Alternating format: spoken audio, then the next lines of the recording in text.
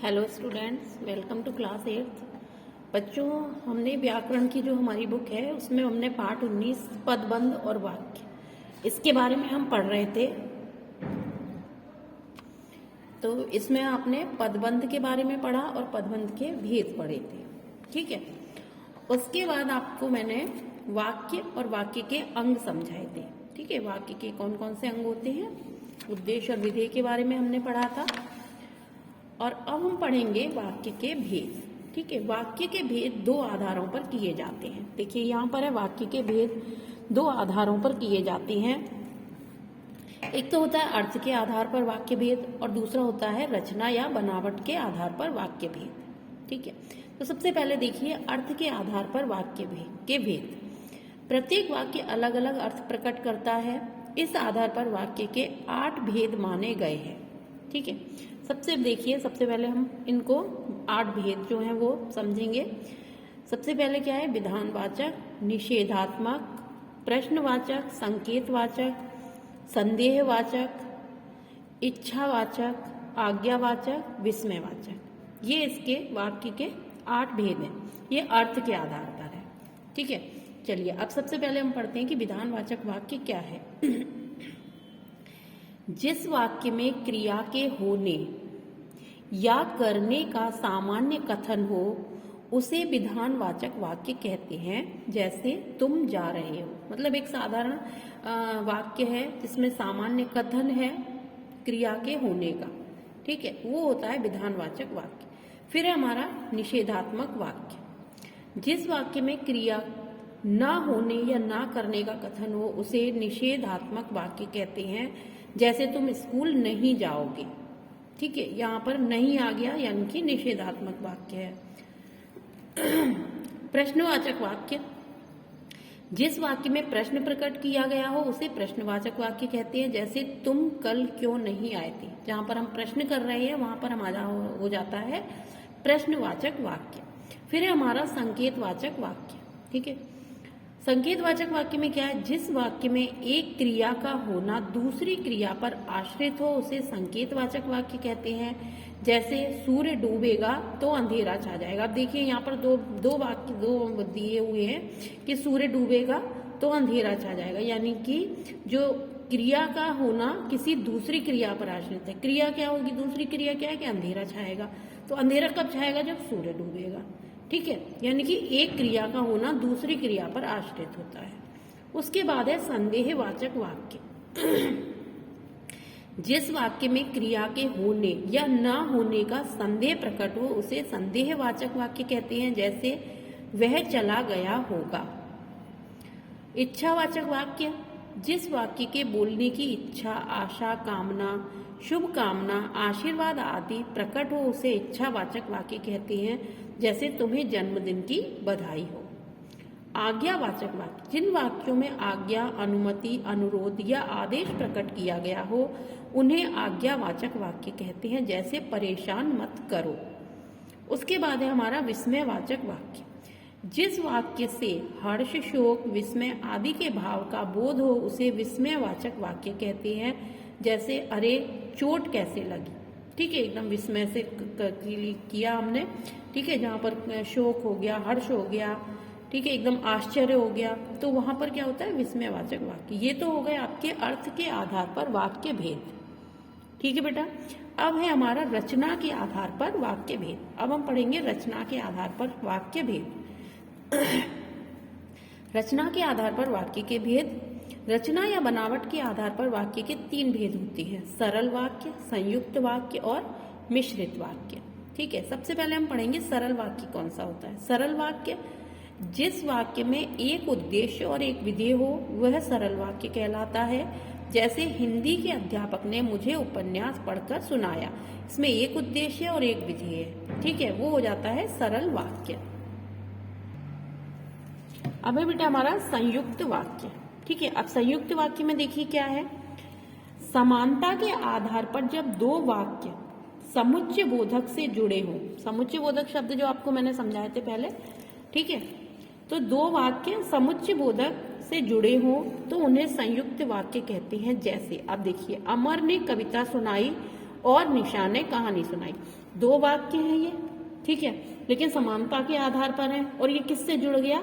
समुच्चय बोधक शब्द से जुड़ गया, ठीक है। और शब्द जो है वो समुच्चय बोधक शब्द है, तो इससे ये जुड़ गए हैं। दोनों जो अलग अलग वाक्य थे, ठीक है, और समानता के आधार पर थे। उमंग ने पत्र लिख लिया लेकिन तुमसे पत्र नहीं लिखा गया, ठीक है। यानी कि देखिए इस वाक्य में भी सुनाने के बारे में कविता सुनाई, कहानी सुनाई, ठीक है, और दोनों में ही क्या समानता आ गई। और ये जो दोनों ही वाक्य वो किससे जुड़ गए? और से, यानी समुच्चय बोधक शब्द से जुड़ गए, तो ये हो जाता है संयुक्त वाक्य। उमंग ने पत्र लिख लिया लेकिन तुमसे पत्र नहीं लिखा गया। लेकिन शब्द से ये दोनों वाक्य जुड़ गए तो ये हो जाता है संयुक्त वाक्य। अब है हमारा मिश्रित वाक्य। जिस वाक्य में एक प्रधान उपवाक्य हो तथा दूसरा आश्रित उपवाक्य हो तो वह मिश्रित उपवाक्य कहलाता है। जैसे यश ने बताया कि वह पास हो गया, ठीक है, ये देखिए कि शब्द यहाँ पर आ गया। यश ने बताया कि वह पास हो गया, ठीक है। एक वाक्य क्या है? प्रधान उप है, ठीक है, जिस वाक्य में एक प्रधान उपवाक्य हो दूसरा आश्रित उपवाक्य हो। यश ने बताया कि जो लड़का मुझे मिला था वह पास हो गया। वाक्य एक में यश ने बताया प्रधान उपवाक्य है और वह पास हो गया आश्रित उपवाक्य है कि समुच्चय बोधक शब्द से दोनों उपवाक्य जुड़े हैं, अतः यह मिश्रित उपवाक्य है। अब सेकंड वाले में देखिए वाक्य जो दूसरे नंबर पर है, मैं यश ने बताया प्रधान उपवाक्य है और जो लड़का मुझे मिला था और वह पास हो गया आश्रित उपवाक्य है। अब इसमें विशेष टिप्पणी दी है, संयुक्त वाक्य समानाधिकरण समुच्चय बोधक से जुड़ते हैं और मिश्रित वाक्य व्यधिकरण समुच्चय बोधक से जुड़ते हैं। और समानाधिकरण समुच्चय बोधक और व्यधिकरण समुच्चय बोधक हमने जब अव्यय पढ़े थे तब हमने उसको पढ़ लिया था, ठीक है। तो एक बार आप फिर से उसको पढ़ लीजिए, इसलिए और अच्छे तरीके से आपको समझ में आ जाएगा, ठीक है बेटा। अब है हमारा वाक्य परिवर्तन। अब वाक्य परिवर्तन कैसे करें? रचना की दृष्टि से वाक्य परिवर्तन, ठीक है, और इसी तरीके से आपके एग्जाम में आएंगे तो आप इनको बहुत अच्छी तरीके से याद करेंगे और समझेंगे। रचना की दृष्टि से वाक्य परिवर्तन का ज्ञान हमारी अभिव्यक्ति कुशलता को विकसित करता है, ठीक है, रचना की दृष्टि से। अब ये है रचना की दृष्टि से सरल वाक्य से मिश्रित वाक्य बनाना, ठीक है। सरल वाक्य हमने पढ़ा था, उसके बाद मिश्रित वाक्य हमने पढ़ा था। सरल वाक्य से मिश्रित वाक्य कैसे बनाएंगे? प्रधानाचार्य के प्रार्थना सभा में आने पर बच्चों ने कार्यक्रम शुरू किया, ये एक सरल वाक्य हो गया। अब इसको मिश्रित वाक्य में बनाइए। जैसे ही प्रधानाचार्य प्रार्थना सभा में आए बच्चों ने कार्यक्रम शुरू कर दिया, ठीक है, ये हो गया मिश्रित वाक्य। अवकाश होने पर हम कैंटीन में गए, जब अवकाश हो गया तो हम कैंटीन में गए, ये हो गया मिश्रित वाक्य। सरल वाक्य से मिश्रित वाक्य बनाना। फिर है सरल वाक्य से संयुक्त वाक्य बनाना। वह फिल्म देखने सिनेमा घर गया, ये एक सरल वाक्य है। अब इसको हम संयुक्त वाक्य में कैसे बनाएंगे? आपको पहले ही बताया, इसमें समुच्चय बोधक शब्द से जुड़ेगा। वह सिनेमा घर गया और उसने फिल्म देखी। विराट बल्ला लेकर खेलने लगा, विराट ने बल्ला लिया और वह खेलने लगा, ठीक है। अमर अपने कंधे की चोट के कारण नहीं खेला, सरल वाक्य। इसको संयुक्त में कैसे करेंगे? अमर नहीं खेला क्योंकि उसके कंधे में चोट लगी थी, तो ये आपका हो गया संयुक्त वाक्य। अब देखिए संयुक्त वाक्य से मिश्रित वाक्य बनाना। संयुक्त वाक्य से मिश्रित वाक्य कैसे बनाएंगे? वह विद्यालय में आया और उसने पाठ पढ़ा, ठीक है। अब इसको हम संयुक्त वाक्य बनाएंगे। वह विद्यालय में आया जहां उसने पाठ पढ़ा। फिर है कवि सम्मेलन प्रारंभ हुआ और वर्षा ने खेल बिगाड़ दिया। जैसे ही कवि सम्मेलन प्रारंभ हुआ वैसे ही वर्षा ने खेल बिगाड़ दिया।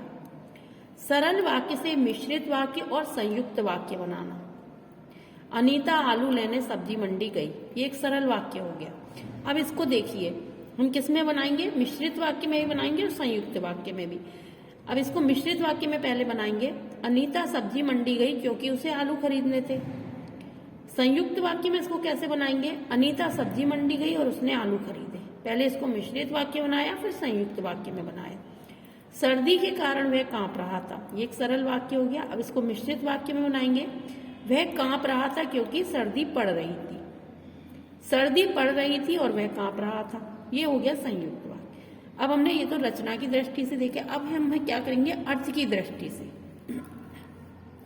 अर्थ की दृष्टि से वाक्य परिवर्तन, वह पार्क में टहल रहा था, खेल से स्वास्थ्य अच्छा रहता है। ठीक है, अब ये दो वाक्य दे दिए। अब इन दोनों वाक्यों को विधानवाचक, निषेधात्मक, प्रश्नवाचक, संकेतवाचक, संदेहवाचक, इच्छावाचक, आज्ञावाचक, विस्मयादिबोधक, ठीक है, इन सब में हमको बदलना है। विधानवाचक में वह पार्क में टहल रहा था, ठीक है, सरल एक विधानवाचक वाक्य हो गया। खेल से स्वास्थ्य अच्छा रहता है, ये दोनों ही जो दिए हुए हैं वो विधानवाचक वाक्य। अब निषेधात्मक, वह पार्क में नहीं टहल रहा था, नहीं आ गया। खेल से स्वास्थ्य अच्छा नहीं रहता, ठीक है। प्रश्नवाचक, क्या वह पार्क में टहल रहा था, प्रश्नवाचक चिन्ह आ गया। क्या खेल से स्वास्थ्य अच्छा रहता है, प्रश्नवाचक चिन्ह आ गया। तुम कहोगे तो वह टहलने जाएगा, ये संकेतवाचक है। खेलोगे तो स्वास्थ्य ठीक रहेगा।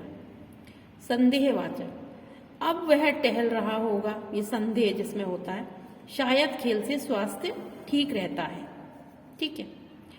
इच्छावाचक, उसे टहलने आना चाहिए, ये इच्छावाचक वाक्य हो गया।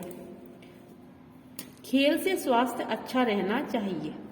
आज्ञावाचक, वह पार्क में टहले, खेल खेलो, स्वास्थ्य अच्छा रखो।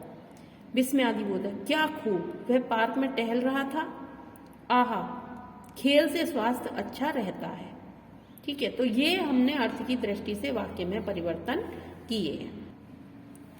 अब ये पाठ का सारांश है। जब कई पदों के योग से बना वाक्यांश एक पद का कार्य करता है तो उसे पदबंध कहते हैं। पदबंध के 6 भेद होते हैं: संज्ञा पदबंध, सर्वनाम पदबंध, विशेषण पदबंध, क्रिया पदबंध, अव्यय पदबंध तथा क्रिया विशेषण पदबंध। वाक्य के 2 अंग होते हैं, उद्देश्य तथा विधेय। उसके बाद है आपका अभ्यास कार्य। चलिए इसको भी हम कर लेते हैं। सही विकल्प पर सही का निशान लगाइए। पदबंध के भेद होते हैं 5, 6, 7, तो इसके भेद होते हैं 6। वाक्य के उद्देश्य के विषय में जो कुछ बताया गया है वह कहलाता है विधेय। जिस वाक्य में क्रिया के होने या करने का सामान्य कथन हो उसे कहते हैं विधानवाचक। निम्नलिखित वाक्यों को दिए गए निर्देश के अनुसार बदल के लिखिए। तो ये बेटा आपको बदल कर लिखने हैं इस तरीके से, जो भी यहाँ पर दिए हुए हैं निर्देश। बादल गरज रहे हैं, इसको निषेधवाचक में करिए, बादल नहीं गरज रहे हैं, ठीक है। इसी तरीके से आपको ये संकेतवाचक, विस्मयादिबोधक वाचक और प्रश्नवाचक में आपको अपने आप करना है। अर्थ के आधार पर सही वाक्य भेद लिखिए। तो यहाँ पर ये वाक्य दिए हुए हैं और ये इसके भेद लिखे हुए हैं: विस्मयादिबोधक वाक्य, विधानवाचक वाक्य, संदेहवाचक वाक्य, निषेधवाचक वाक्य या आज्ञावाचक वाक्य, निषेधवाचक वाक्य या आज्ञावाचक वाक्य, ठीक है। उसके बाद प्रश्न उत्तर है। तो ये प्रश्न उत्तर हम अपनी नोटबुक में करेंगे। वाक्य किसे कहते हैं, तो सबसे पहले हम वाक्य किसे कहते हैं इसका देख लेते हैं कि इसका उत्तर क्या होगा, ठीक है। तो ये देखिए, वाक्य किसे कहते हैं, यहां पर आएगा सार्थक शब्दों का ऐसा समूह जिसका अर्थ व आशय स्पष्ट हो, वाक्य कहलाता है। नंबर 1, ठीक है। चलिए बेटा, मैं आपको ये प्रश्नों के उत्तर आपकी नोटबुक में करा दूंगी। तो अभी आप इस चैप्टर को पढ़ेंगे, कंप्लीट करेंगे, ओके। और ये जो आपका अभ्यास कार्य है उसको कंप्लीट करेंगे और इस चैप्टर को एक बार पढ़ेंगे जरूर, तभी आपको समझ में आएगा। उसके बाद हम नेक्स्ट वीडियो में अपना अलंकार पढ़ेंगे, जो पार्ट 20 है हमारा, उसको हम पढ़ेंगे और समझेंगे, ओके।